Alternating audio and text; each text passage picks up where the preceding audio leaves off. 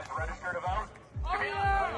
If you are from another state, register to vote here in Arizona. Who's from California? We're going to hold that against you. Are you registered to vote here? Yes? Arizona? You know? You got to get registered to vote right here. All right? Who's from Illinois? Anyone from Illinois? Where are you registered to vote? Here. Good answer. You got to register to vote in the state of Arizona, okay? Because we do not want a Kamala Harris presidency. Are you right? Yeah. Here, our team will get it done in what, 5 minutes? Less than that. 2 minutes. Are you registered to vote? You want to? Yeah. Huh? Yeah. Here, I'll get you some pens.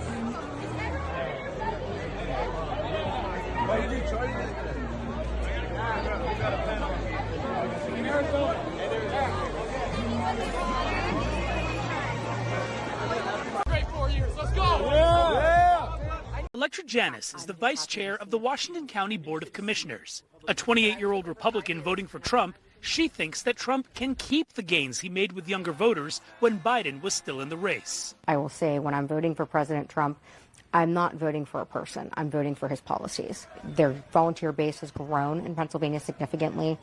And I think what they need to do is get the young, passionate, motivated individuals out there seeking other young individuals to do the same. For that, the Trump campaign is turning to people like Stephen Kale. Did you ever expect to be working on a political campaign? I did not, no. The 33-year-old service technician from outside Pittsburgh was motivated to knock doors after he witnessed the former president get shot at his Butler rally in July. What I saw that day, I just wanted to help out. For Kale, that means outworking Harris volunteers and staying on message with younger voters as much as possible. As you saw from the intro, Charlie Kirk, I think, is running some of the best, I say, get out to vote turnout that I ever seen from the Republican Party. I generally feel like Charlie Kirk really wants this election, and he's not leaving any stone unturned. And I think I find it very motivating because, you know, I heard some news, like looking around on X, that Never Trumpers are spreading, Never Trumpers are demotivated, and that people are not getting out to vote. They're not motivated to knock on doors. And I'm like, yo, what are these people talking about? But it seemed like the mainstream media and the many liberal pundits, Democrat pundits, only focus on like what the RNC is actually doing. And they're not really noticing what Turning Point USA Action is doing. And I think that's where most of the turnout to the infrastructure for get out to vote is actually happening at. And I want them to continue because this is what the mainstream media always do. Overall, right, Republicans are doing better with their turnout, get out to vote efforts, but the Democrats, the media, because overwhelmingly the media is Democrat donors, supporters, and voters, they only focus on the negative and portray that out there. And I'm just like, okay, let them get complacent, let them know. But for us, I think it's really a solid effort. Even me, I'm trying to talk to my neighbors about, hey, look, man, I don't like the state of the economy, trying to gauge their interest. And a lot of people are seeing it. A lot of people are experiencing the problems of the Biden-Harris administration. And that is a great way to energize young people to get out there and vote. And Charlie Kirk is showing a masterful display on how to persuade, you know, someone who's undecided, someone who's not really energized to vote. Because I think that's where most of the turnout is going to come from the Republican side, is how well we can get young people to vote. And I'm seeing really good signs of this, and I want to highlight this in my reaction video. So let's take a look. Let's dive right into Charlie Kirk having a discussion with an undecided voter. Let's take a look. Sir. Okay, so I tend to lean liberal on a lot of issues, but specifically on immigration. When I hear about like the Haitians in Ohio, taking over cities, and the thing about eating people's pets, I don't know if that's true. It is true. But I was wondering if you could speak a little bit on that specifically, and I'm kind of torn on the election, so if you could also speak on if we have more instances like that in the future if Kamala Harris gets voted. Yeah, it's a great. First of all, thank you for coming up to the mic. And I want to try to win you over as a liberal for Donald Trump. So you're going to give me a chance, okay? I will, sir. All right, okay. That is a true open mind. So I appreciate that. Number one, we have accepted 5% of the Haitian population in this country in the last couple of years. I have nothing against Haitians. I know some Haitians. We can all agree when you accept 5% of any country's population, in addition to all the other mass migration we have. It's too much, it's unsustainable, and a government must start from this core premise. It must have an obligation to fulfill a better life for its own citizens before it opens its border to non-citizens. That's a great way to open up, like tying in, hey, look, this is some of the concerns that conservatives have. Here's how it'll affect you. Here's what my beliefs, my opinions on how the government should operate, what the government should prioritize, because at the end of the day, that's reality. We all prioritize things, right? As a father of two sons, right? I have to everyone will understand why I would prioritize the needs of my kids over the needs of another kid, right? If a kid's, let's say there's two starving kids, I know a harsh example, but this is some of the practicality that I think that Donald Trump approaches many of these policy positions. There's the same practicality he takes with abortion. Many ideologues, many pro-lifers don't like that, but I prefer someone who's more practical than ideological. And this is the reality of the Trump administration. The Trump administration was operating on what can happen, not what I want to happen. And I think this is the kind of the logic that is needed in politics, and the way that Charlie Kirk presented that dichotomy and that problem set, and actually giving him his stance initially. Because I think the way you convince undecided voters is to be as honest as you can about where you're coming from. And one of the problems with the left, I did a video on why the left isn't persuasive. A lot of problems with the left is that many times it feels like they're trying to trick you into supporting their candidate, right? And this is what it goes back to this idea of gullibility, which is why I mentioned in my previous videos, is that I honestly think that the ignorant vote is Democrats taking advantage of unsuspecting people. And then when the negative outcomes happen, like the people in Chicago complaining about Brandon Johnson putting their budget at a $900, almost $1 billion shortfall, and they're complaining about it, I'm like, well, you voted for this man. This man, I don't think he made it any more clear that he will support illegals coming over in his country, in his district, that he'll make it a sanctuary city. But people still voted for that because they didn't think it would be as bad as they thought it would be. And I think this is the fastest way you can red pill somebody, is outlining some of the outcomes and some of the, like, getting a foundation on what you can agree on. And I think that's what many Americans will agree on, is that as an American government, you should prioritize the needs of your people first, and their needs should be priority over the needs of foreign people who has no allegiance, no association with the current government. But for some reason, our current government is giving more benefits to foreign actors, foreign people, than their own people who voted them into power, vote for them, pay their taxes, pay for many of these government benefits that are now being used by illegal immigrants. That's going to be a problem for many Americans to hear. And I think this is one of the most persuasive ways that conservatives can at least make an undecided voter entertain their side. But I digress. Let's continue with the video. Own citizens before it opens its border to non-citizens. It's a very, very basic, fundamental thing. And as I said earlier, everybody in this audience is seeing their future worse off than their parents for the first time since George Washington. That's a big deal. Usually, at least kids are as good, if not better, than their parents, and we have that broken. As far as Donald Trump goes, there are three things I want you to think about when voting for Trump. Number one, home ownership. I imagine you want to own a home sometime in your life, right? Yes, sir. All right. In order to own a home, you would have to make $125,000 a year right now just to be able to get the mortgage. That doesn't count your medical expenses, your student debt expenses, your credit card expenses. When Trump was president, it was $75,000 a year. We were building millions of new homes. Incomes were going up. Why is it that the housing prices have gone up so much? And that's a great way to highlight that, right? Because I'm an independent voter. Like, I'm not aligned with either political party, but I know ideologically I am conservative. And one of the things I like is the metrics, the determine that he's able to show, hey, look, this is the evidence. Look at the evidence. Look at the contrast. Why is it more expensive to be able to do the same thing that you were able to do 4 years ago? Right? What changed? Who's governing? And this sends people like me who are curious, who are intellectually curious, to go down a rabbit hole to see, yo, is it really exactly how he frames it? And whoever's framing is more probable to what happened is who I'm agree with.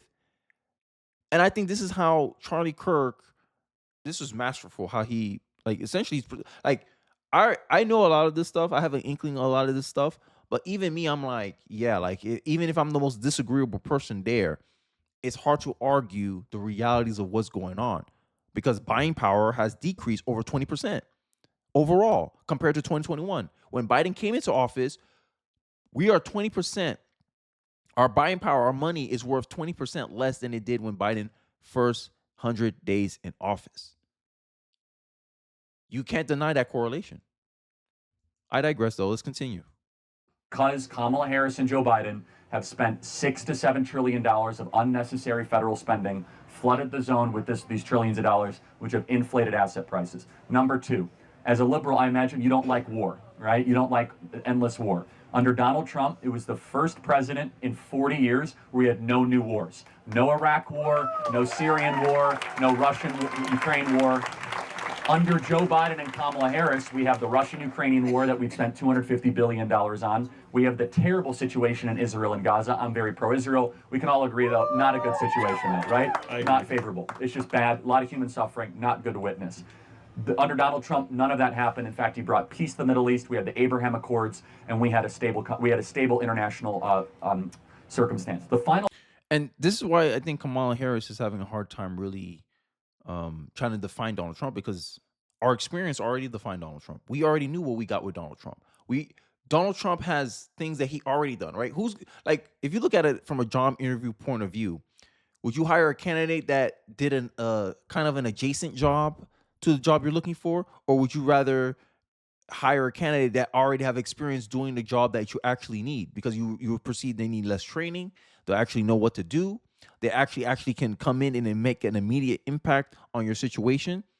You're more likely to hire the person that already has experience in the role you need versus a candidate that has a transitory, like, oh, it's possible to jump from this job to the other job, vice president to president. But the person with experience will always have the advantage. And this is kind of what Charlie Kirk is really using to highlight to the undecided voter, like, yo, end of the day, you know what you're getting with Trump. You don't know what you're going to get with Kamala Harris. And I think that is why many people do not trust Kamala Harris, especially when she's doing these horrible interviews, like the one I just showed you at MSNBC, CNN with her buddy Tim Walz. And she didn't offer any clarification, and then she's doing word salad. She come across as someone, like, when you do an interview, who lied on their resume or exaggerated what they did in their resume, and you're like, yo, this is a red flag. Feedback, don't hire her. This is Kamala Harris. Kamala Harris represents exactly what you see in your day-to-day life. You're interviewing somebody, you're the hiring person, you're interviewing someone, and you answering them basic questions about the job, but they can't answer it, you won't hire them. But for some reason, because of the mainstream media, they're painting her in a positive light. People are actually considering this. And this is why I believe the Democrat Party is attempting to try to take advantage of gullible people who only look at how something looks versus how something actually is. And I think this is a masterful way that Charlie Kirk is putting this up. I'm going to stop pausing it. I'll let the video play out because I'm not going to be worried about copyright at this point. Let's continue. Thing is the border. Under Donald Trump, the southern border was the most secure it was in American history, with border crossings at an all-time low. Under Kamala Harris, 10 million people have come across the southern border into this country. We have no idea who they are. They're coming into our communities.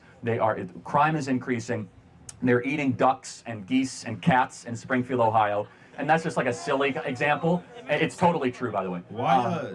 Yeah, go ahead. Why? When I looked it up, because the reason I'm asking you is because there's a lot of misinformation. I feel like, because when I first heard about your side of the story is what I heard, and then after that, I was hearing that there's no proof of that. So why is that? Well, there is proof. I mean, we have tons of video I could show you of residents saying that my cat was taken by a Haitian yesterday morning and was grilled on an open fire.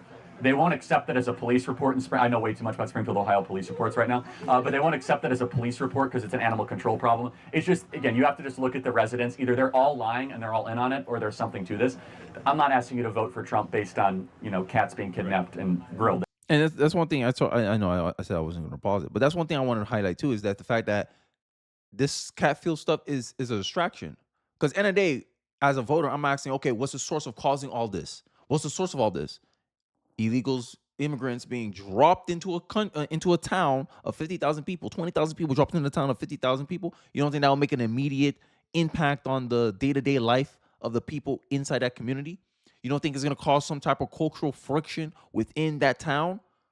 That's the core issue of the problem. That's where all the eating cats and dogs are coming from, where all this racial hostility is coming from, is the fact that you just dropped a bunch of people from a different culture into a town, and they're sizable enough that they immediately impact the day-to-day life of the townspeople. If you drop 20,000 people into Miami, ain't gonna do too much damage because Miami is a big city. It's like over a million people live in Miami, right? So dropping 20,000 is not gonna affect the population as bad. But if you drop 20,000 people in a town that has 50,000 people, that's a big impact. And I think this is the distraction that many people in the media is doing, is that they don't want to actually talk about the real problems, right?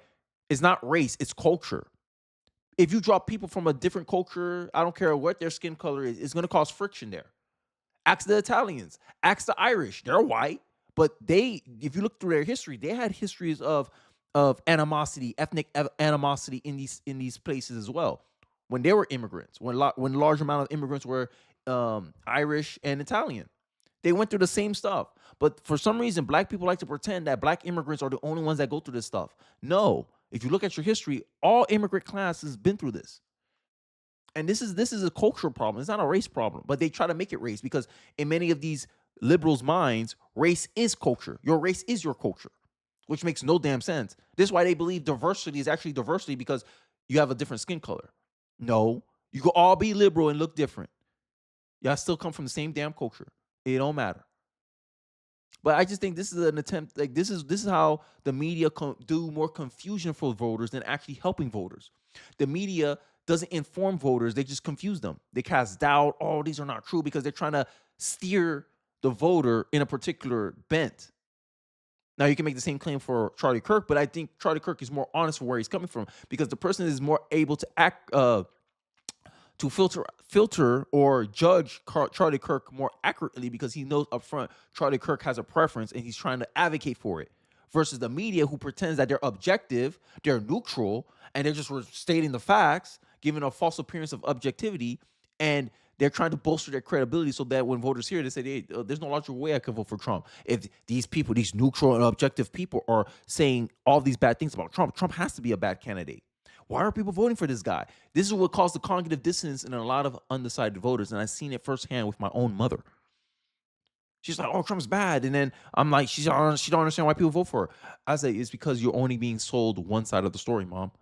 89% of the media gives bad, negative stories about Donald Trump.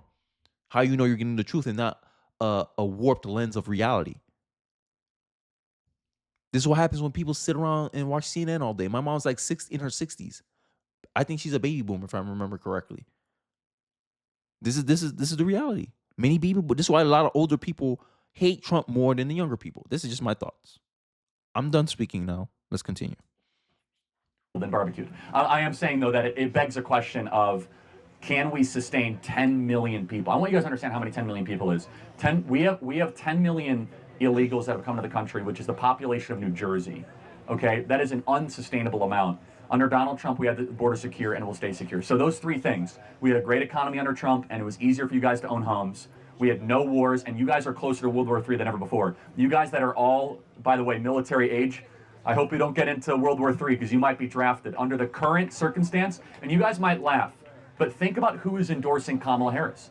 Dick Cheney, Leon Panetta, Liz Cheney. These are the warmongers of 20 years ago that got us into these wars. So I am not fear-mongering here, guys. The people that got us into these failed wars, by the way, this is 9/11 today, and we remember what happened on 9/11, and then we remember our terrible reaction on 9/11 when we decided to invade Iraq and Afghanistan. Let us never do that again. Let us never invade sovereign countries. Amen. And I think you would sympathize with that. I agree. And this is why we're seeing Bobby Kennedy, Elon Musk, Tulsi Gabbard, people that are card-carrying Democrats, vote for Trump and voice support for Trump. Because what's happening at the Democrat Party is this very sinister combination. It's a party of censorship, it's a party of war, a party of open borders that is against actual traditional liberal values. I agree. So which way are you leaning? Can I get a hat? That's a good answer. So it's masterful what Charlie Kirk did. Like, he was able to tie in on the issues, at least the ones that matter most to men, young men. He knew his audience. Young men, the economy, immigration is top issues for them. So he tied it in. War is a big issue for men. And this is something women can't seem to understand, is that men understand that, yo, if it gets bad enough, we got to go out there and die, essentially. So a lot of men are voting literally for Trump to preserve their life. And women are here voting for abortion because a lady might protect abortion. It ain't going to happen. It's up to the states. This is not a federal issue. but they believe the Democrats, their emotional messaging, and this is why a lot of men are leaving the Democratic Party. You wondering why black men are voting for Trump? You wonder why there's so much support for black men for Trump? Is the fact that black men don't want to go out and die on foreign soil. No black men want to go out there and die for Ukraine, Israel, Gaza.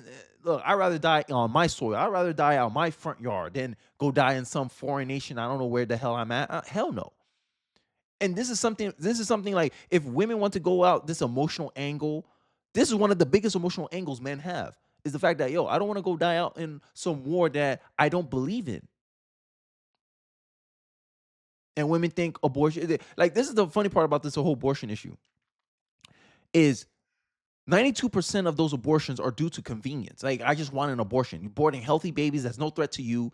They weren't conceived by sexual assault. It's just a mom wanted to choose to kill her offspring. But a man who's like, look at all these wars. Look at all these warmongering, Dick Cheney, Liz Cheney, all these old style Republicans that we rejected in the Republican Party, at least in the Trump era. And they're voting and endorsing Kamala Harris, and Kamala Harris is bragging about it. All this happened with Kamala Harris as vice president. And I don't think I'm going to get more of the same if she becomes president. A lot of men are thinking this way. But what women have to say to rebut that? Oh, you're just insecure. A woman's running. Get out of here. Look at the record. Men don't think like women. So stop trying to project your feelings on men. Men think very logically on this aspect here. Hey, I'm not going to vote for someone that is part of the same party for 3 years, got me into this mess. It's time to change, to take a completely different approach. Men are more willing to take risk than women. That's statistics for you. In general, men tend to take more risk than women. So when you tell a man, Project 2025, when you try to fearmonger, it don't work the same way it works on women. I'm sorry. That's just honesty.